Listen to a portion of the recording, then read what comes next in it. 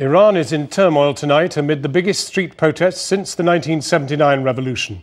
Thousands of people are backing the defeated presidential candidate Mir Hossein Mousavi and have been rallying in northern Tehran despite last night's bloodshed. And in the first sign of concession by the authorities, an agreement to recount some of last week's disputed election results. Of anti-government protests in at least 5 areas outside the capital, but Tehran has witnessed the largest protests centred on 2 major squares. Yesterday's demonstrations were in Azadi Square, where 7 people were killed, one reportedly shot dead by a member of the Basij religious militia.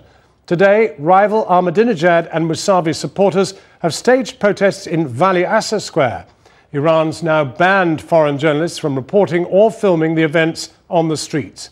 But our international editor, Lindsay Hilson, in Tehran, has managed to send this report, which contains some distressing images.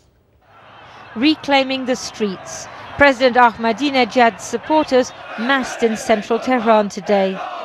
The pictures were shown on state television.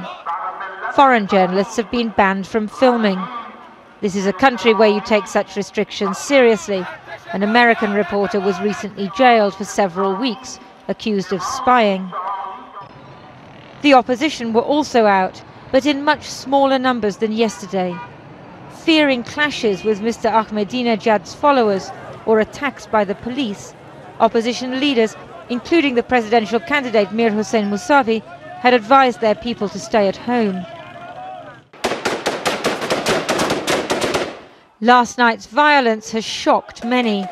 It's now a little clearer what happened when people attacked a base of the Basij paramilitaries, setting it ablaze. Someone in the crowd threw a petrol bomb. One Basiji can be clearly seen with a Kalashnikov. Shots are fired.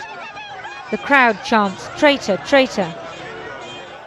The government says 7 people were killed and 29 injured.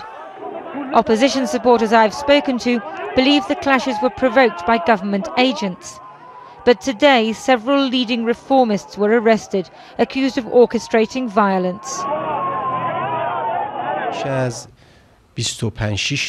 More than 25 to 26 of the provocative agents behind the recent unrest have been arrested, and I am telling the rest of them that their actions are not secret from the intelligence minister. If from now on they take to the streets during the night and cause problems for people in the country, they will not only be arrested, but their identities will be made public. Amongst those arrested, Mohammed Abtai, in the black turban, a leading reformist and former vice president, whom we filmed yesterday as he prepared for the opposition rally. But 4 days after the election, the authorities have now made a concession to the candidates who complained that the poll was rigged.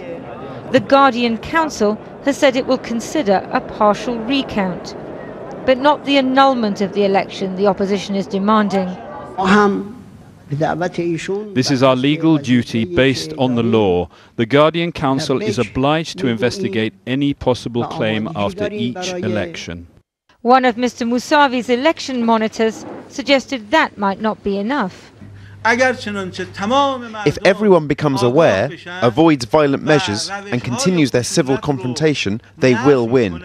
No power can stand up to the people's will.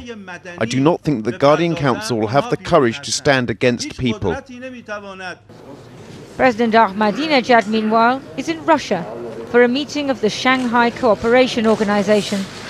Today he met the Russian president, who congratulated him on his win.